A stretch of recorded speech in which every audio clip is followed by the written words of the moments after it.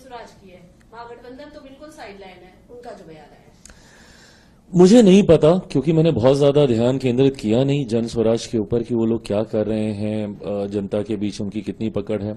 मैंने हमेशा किसी भी लकीर को छोटा करने से आता अपनी लकीर को इतना बड़ा करते जाओ कि कोई दूसरा आपकी टक्कर में रह ना पाए। मैंने हमेशा अपनी मेहनत पे कार्य करने का मैंने प्रयास किया और वही अभी भी मैं कर रहा हूं। हैविंग सेड दैट, मैं ये भी मानता हूं, मैं बिहारियों की बुद्धिमत्ता पर मैं बहुत विश्वास करता हूं और मेरा ये अपना भी अनुभव है, मेरा ये अपना व्यक्तिगत अनुभव है, क्योंकि 2020 में मैं भी अकेले चुनाव लड़ रहा था और उस वक्त की भी आप तस्वीरें निकाल के देखिएगा, वीडियोस निकाल के देखिएगा, जिस तरीके से भीड़ आती थी मेरे रोड शो में, जिस तरीके से माहौल बनता था, कहीं ना कहीं मैं भी इसी कॉन्फिडेंस में था कि एक अच्छी संख्या के साथ मैं उस चुनाव को जीतूंगा।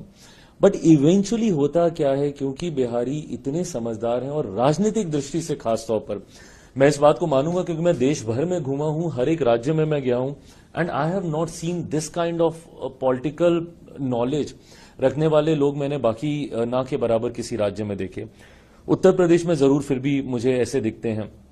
तो बिहारी क्योंकि राजनीतिक तौर पर इतने जानकार होते हैं कि वो इवेंचुअली अपना मत वेस्ट नहीं करते हैं। आज क्योंकि 2020 का मेरा अनुभव है, मुझे था कि मैं बहुत अच्छी सीटों से मैं जीत रहा हूं। मेरे हर एक प्रत्याशी ने मुझे आके बोला कि भैया एक रात पहले चुनाव पलट गया, भैया एक रात पहले चुनाव ये हो गया, 2 दिन तक तो बहुत अच्छा माहौल था, 2 दिन पहले चुनाव पलट गया। वो होता इसलिए है क्योंकि इवेंचुअली बिहारी ये डिसाइड करता है कि यार अगर इनको हमने जिता भी दिया तो ये अगले 5 साल तो सरकार से लड़ता ही रहेगा ना, क्या लाभ है इसको जिताने का। हमें अपने क्षेत्र का काम कराना और क्षेत्र का काम सत्ता में रहने वाला विधायक करा पाएगा जिसकी केंद्र तक पकड़ हो। तो ऐसे में जब केंद्र में एनडीए की सरकार है, जब ये सर्वेस कह रहे हैं मोटा मोटी, ये स्पष्ट, ये ओवर कॉन्फिडेंस नहीं है, ये स्पष्ट, और महागठबंधन में भी जिस तरीके का बिखराव देखने को मिल रहा है, ये स्पष्ट है कि एनडीए की ही सरकार बनने जा रही है। तो भैया हमने एक जन स्वराज के अगर हमने एक विधायक को जिता भी दिया तो क्या करेगा, ये अगले 5 साल विधानसभा में भी लड़ता झगड़ता रहेगा, केंद्र में भी इसको कोई नहीं पूछने वाला। तो ऐसे में माइट एज वेल हम लोग एक ऐसे एनडीए के ही प्रत्याशी को हम लोग जीत दिलाएं जो कि कम से कम विधानसभा में जाकर हम लोग की बात करे, केंद्र में प्रधानमंत्री जी से मिलकर हम लोग के कार्य कराने का प्रयास करे। तो इस दृष्टि से इवेंचुअली वो चुनाव जो है बायपोलर होके ही रह जाता है।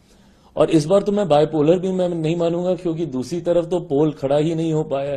तो यहां पे मैं मानता हूं कि इस बार अधिकांश विधायक एनडीए के होंगे।